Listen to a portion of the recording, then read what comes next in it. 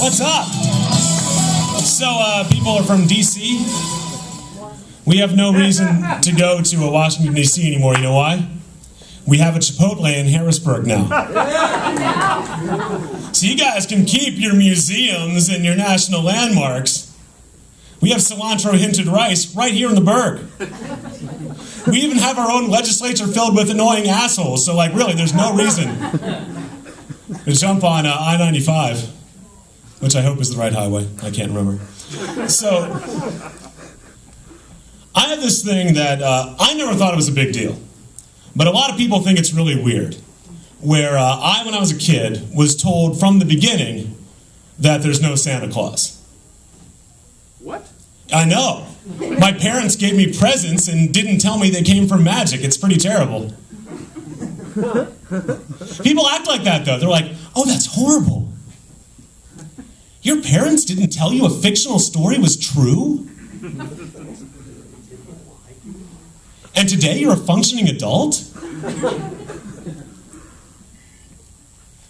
I don't understand the whole Santa Claus thing. Like, we need, a myth to make the presents work. The kid doesn't care right now, okay? They don't need to know that, their board game was, instead of being the one from Toys R Us, was made by elves, right down to, like, the fucking UPC symbol that apparently they stamp on there.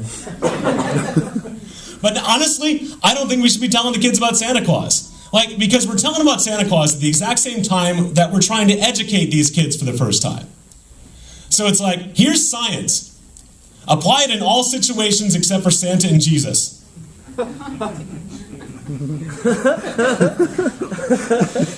It gets even worse because, like, I have friends that have kids. I have a friend who, her daughter, she was saying, like, I think she's starting to catch on to it.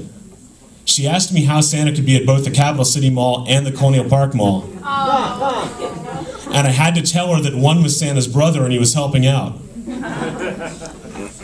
How old's your daughter? She's 11. 11? Don't try to talk her out of it. She's going to think that you're the idiot who believes in Santa Claus. So I'm kind of dealing with something here. I'm starting to come to terms with the fact that I might be a hipster. Which, I've always, I like to bag on the hipsters. Like, I've always tried to make sure, but then I realized that, like, I try to not be a hipster by liking things that are cooler than what the hipsters like, which is a pretty hipsterish thing to do. But I had this flash moment on Sunday. I was watching football, and okay, you guys know the commercial with the band, there's that, like, an adorable hipster couple singing, up on the housetop, blah, blah, blah. No? It's for Holliday. They're, like, in the house. Yeah, you know the one I'm talking about. So, yeah. So we're watching football, and one of the guys says, who is this band? And the hipster gene just kicks in. Did somebody ask a question about a band? I launch right in. Oh, that's a band called Pomplamoose. I knew about them before the commercial. And, he's like, oh. I get the nod. But, of course, with the hipster goggles, it's like, oh. Well done.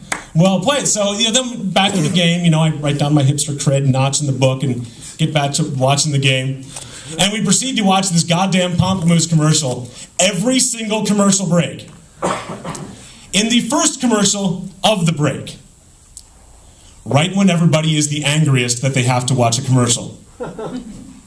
And so eventually I just start getting the glances like, oh, there's your frickin' band again. I'm like, at this point, I'm basically getting looked at like the guy with the anti-abortion sign outside the bar. I'm like, yeah, that's my pastor. He's cool. Technically guru.